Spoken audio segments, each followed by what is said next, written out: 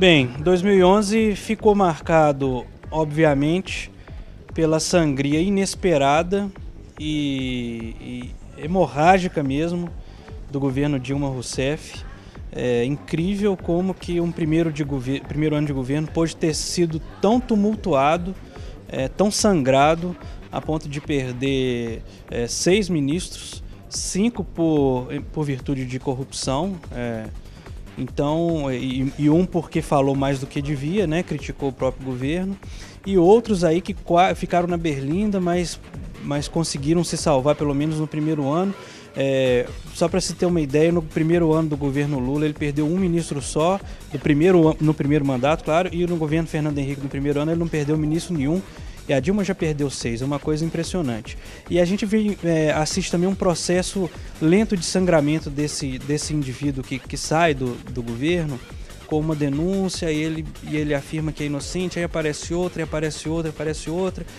o governo investiga, a oposição bate nele no Congresso e assim foi. E nisso aí foram 6 ministros. E sobre esse fato em si do governo Dilma Rousseff para 2012, o que a gente espera é que nessa mexida que ela vai fazer no começo desse próximo ano, até muito por conta de eleições municipais, ela tenha um governo que seja mais a cara dela, porque esse governo que ela assumiu é um governo muito do presidente Lula ainda, né?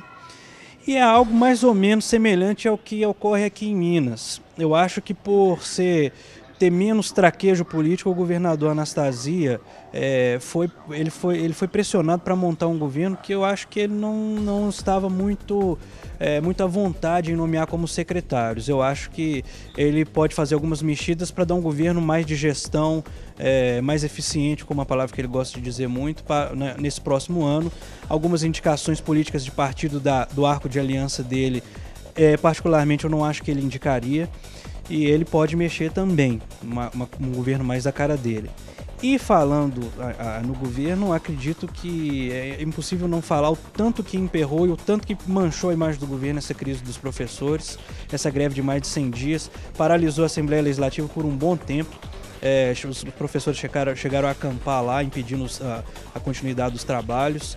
Então a marca do governo Anastasia nesse ano foi uma nódoa causada pela queda de braço longa com os professores da rede estadual. Em relação ao município, o grande destaque é essa aberta ruptura do prefeito Márcio Lacerda com o vice dele, Roberto Carvalho, que só esse ano veio a público, melhor dizendo, que o Roberto Carvalho já vinha solapando o prefeito desde 2009, só esse ano veio a público essa situação, esgarçou de vez a relação, não dá para conviver mais. E o vice-prefeito é o opositor maior da reedição da aliança do PT, que é o partido dele, para a tentativa de reeleição do Márcio Lacerda em outubro. E completando, né, como a cereja de bolo do ano, essas duas situações na Assembleia Legislativa e na Câmara Municipal de envergonhar qualquer cidadão e envergonhar os dois parlamentos. Os vereadores se dão um aumento de 61% para a próxima legislatura, muito maior do que qualquer categoria profissional, o que é um absurdo. Vamos ver se o prefeito vai ter coragem de sancionar isso no próximo mês, em janeiro. E na Assembleia Legislativa, esse vergonhoso arquivamento da denúncia dos pianistas, lembrando que deputados votaram utilizando senhas sigilosas dos colegas que estavam ausentes de sessões. Eles simplesmente abafaram o caso na calada da noite, numa sessão noturna, para fugir da imprensa, para fugir do cidadão, e que é uma vergonha isso.